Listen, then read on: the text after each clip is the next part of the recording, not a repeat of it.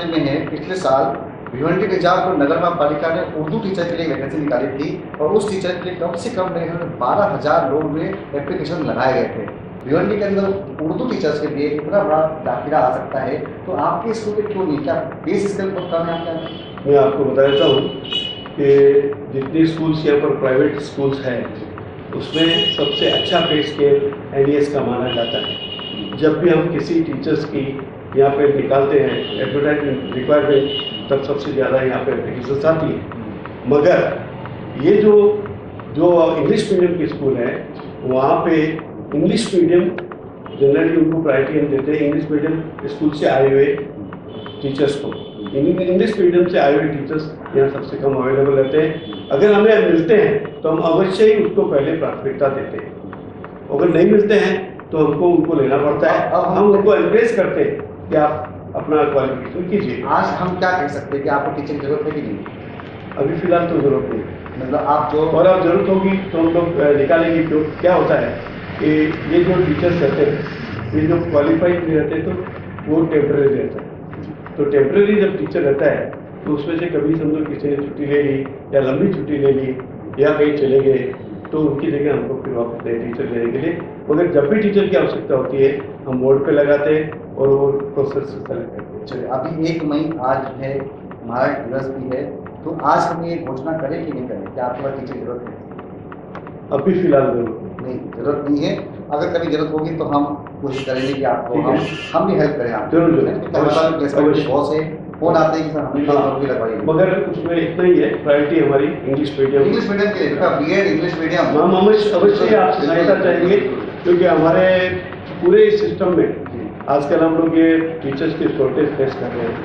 तो हमारे बहुत टीचर्स बहुत टीचर्स हैं। मगर उसमें आपने जो एक बात बताई कि भिवंडी निजामपुर म्यूनसिपैलिटी के लिए इतने टीचर्स, एक बात के लिए बताता हूँ, उसका रिजल्ट बताता हूँ कि वो एडेड स्कूल और गवर्नमेंट स्कूल की रहती है तो उनको उसमें एडिशनल बेनिफिट्स बहुत मिलते हैं।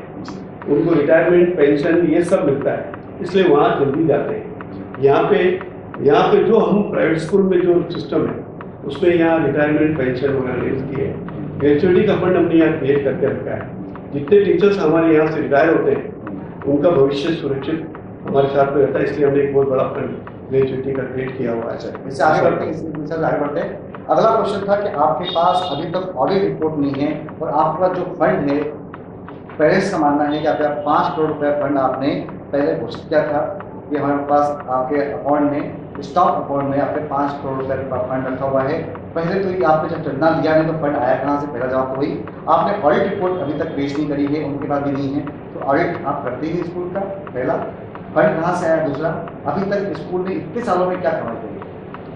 देखिए, ये ट्रस्ट है और ये धर्मादाय आयुक्त के पास रजिस्टर्ड ट्रस्ट है। इसका हर साल ऑडिट होता है। इनकम टैक्स में भी इसका रिटर्न फाइल होता है, धर्मादाय आयुक्त के पास भी इसका रिटर्न फाइल होता है। और ये बिल्कुल बेबुनियाद बात है कि हमारे ऑडिट नहीं होता, हर साल का ऑडिट होता है। पिछले साल तक का ऑडिट रिपोर्ट आज हमारे पास आप चाहिए तो अभी देख सकते हैं, और इस साल का अब अगले साल होगा, क्योंकि मार्च एंडिंग तक रहता है एंडिंग। और अभी हमारे पास जो फंड है, अभी एग्जैक्टली अभी जो एज एंड टुडे हमारे पास 3 करोड़ रुपए का फंड है जो डिफरेंट बैंक्स में और म्यूचुअल फंड्स में इन्वेस्ट किया हुआ है। ये अमाउंट आया कहाँ से? ये मैं आपको बताता हूँ कि जब भी हम कैलकुलेट करते हैं, फी का कैलकुलेशन जब करते हैं तो एक गवर्नमेंट का डायरेक्टिव भी है कि उस फी का कैलकुलेशन करने के टाइम आप 15 से 20% एक्स्ट्रा कैलकुलेशन कीजिए, क्योंकि 11 तौर पे अगर आपको कोई भी खर्चा आया तो आप वो रिजर्व फंड में से दे सकते हैं। तो इसीलिए वो धीरे धीरे कर करके कोई 2 दिन में बिल्ड नहीं हुआ है, धीरे धीरे करके थोड़ा बिल्ड हुआ है। और उसका अब करीबन उसमें 3 करोड़ रुपए के आसपास है। एग्जैक्ट अमाउंट में आज आपको नहीं बता सकता, मगर हमारे पास बैंकों में और म्यूचुअल फंड्स में जमा है। दूसरा, आपके पास जिनका आरोप था कंटिन्यूटी में जो एक आरोप आपके ऊपर लगाए गए हैं, उसमें ये भी आरोप है कि आपके यहाँ एक नॉन स्टाफ टीचर था जैसे त्रिवेदी मैडम। उन्होंने कई साल यहाँ 3 साढ़े 3 साल यहाँ पे काम किया, बाद में उन्हें ये कहकर निकाल दिया कि उनको काम नहीं मिला। तो क्या आपने 3.5 साल 3,000 महीने के हिसाब से 1 लाख रुपये फंड संस्था का वेस्ट नहीं किया? देखिए, ऐसा है कि जब उन्होंने जब एप्लीकेशन की थी तो उन्होंने ये किया था कि मैं सिर्फ लाइब्रेरियन हूँ। तो उन्होंने उस टाइम पूछा था कि सिर्फ लाइब्रेरियन अगर आप हैं तो लाइब्रेरी समझो है, जब तक आप रहेंगी तब तक नहीं रहेंगी, उन सब में क्लर्क का जॉब भी कर सकते हो। तो जब हमारी वहाँ पर प्राइमरी जो वहाँ पर 7वीं तक थी, वो प्राइमरी यहाँ 5वीं से 7वीं तक यहाँ शिफ्ट हो गई, तो वहाँ की लाइब्रेरी खत्म हो गई। तब हमने उनको पूछा कि आपको अगर 1 साल तो उन्होंने लाइब्रेरी का जॉब किया, उसके बाद में उनको पूछा कि आप इसका अगर क्योंकि आपको अगर निकालना नहीं पड़े और आप इसका क्लर्क का जॉब कर सकते हैं तो उन्होंने पूरा कोशिश करूँगी। तो जब उन्होंने काम शुरू किया, कुछ दिनों के बाद में रिपोर्ट ऐसी आई कि वो शायद गुजराती मीडियम से पढ़ी हुई है, उनको इंग्लिश में कॉरेस्पॉन्डेंस करने की काफ़ी तकलीफ आती। तब 1 साल के बाद में उनको हमने ये बताया, तो उन्होंने बोला मुझे आप कुछ टाइम दीजिए, मैं पूरा इम्प्रूव करके पूरा अपडेट करूँगी। मगर 1 साल के बाद में भी अपडेट नहीं हुआ। फिर हमने उनको बुलाया। वो आज पूरी टेम्परेरी टीचर थी, वो सॉरी क्लर्क थी, स्टाफ मेंबर थी, और वो टेम्परेरी थी। उसके बाद में उनको जब पूछा गया कि आप लोग अगर इम्प्रूव नहीं कर पाते थे क्या, मतलब मुझे और कुछ टाइम दीजिए, तो वो टाइम नहीं दे सके, क्योंकि उनका जितना भी कभी कॉरेस्पॉन्डेंस रहता था, हर एक कॉरेस्पॉन्डेंस में उनकी तरफ से मिस्टेक्स होती थी, और कभी भी वो इंग्लिश का, क्योंकि पूरा काम इंग्लिश में होता है और इंग्लिश का वो पूरा कर नहीं पाती थी, इसलिए वो यहाँ मैनेजमेंट ने डिसीजन किया कि भाई आप इनको ड्रॉप किया जाए। ड्रॉप किया गया। उनका आरोप ये था कि कुछ संस्था के लोगों ने उनके ऊपर कुछ सपोर्ट नहीं किया, उनके आरोप लगाए गए, यहाँ से उनकी बातें यहाँ संस्था की बाहर लीक की, उन्होंने लोगों से सहायता मांगी की, संस्था में संपर्क भी कर रही है, सहयोग भी कर रही है, तो इसलिए जब संस्था की बात बाहर गई इसलिए साफ निकाल गया, ऐसा उनका आरोप है। ऐसा कुछ है नहीं, मगर जिसको भी कोई आरोप लगाना है उसका कुछ इलाज नहीं है हमारे पास, मगर हमारी तरफ से इस तरह से ऐसा कुछ नहीं हुआ है, क्योंकि यहाँ पर संस्था के दूसरे भी हमारे ट्रस्टी मैनेजमेंट के लोग बैठे हैं। अब उनसे पूछिए, जो भी काम होता है हमेशा यहाँ गवर्निंग काउंसिल के सामने आता है और डिसीजन वहीं से लिया जाता है। ये है संस्था के चेयरमैन कमल किशोर हेड़ा जी, जिन्होंने 3 बातें फिर से क्लियर करी कि संस्था फंड नहीं लेती, संस्था के पास कोई फंड चंदे के नाम से या डोनेशन के नाम से नहीं आता। यदि किसी के पास किसी कंप्लेंट हो तो वो पुलिस थाने में इनके साथ भी जा सकता है, ये खुद भी सहयोग करेगी जाने के लिए। दूसरा ये कहा कि जो मैडम को निकाला गया वो मैडम पहले 2-3 साल किसी दूसरे डिपार्टमेंट की लाइब्रेरियन थी, बाद में वो इस संस्था वहाँ से हटा के दूसरे डिपार्टमेंट लाया गया जहाँ पे वो इसको इंग्लिश नहीं आता था, इसलिए उसको अनक्वालिफाइड समझ के हटाया गया है। उनका आरोप जो भी हो, इनका कहना है संस्था की ओर से सिर्फ काम न आने की वजह से हटाया गया, ये बात सही है।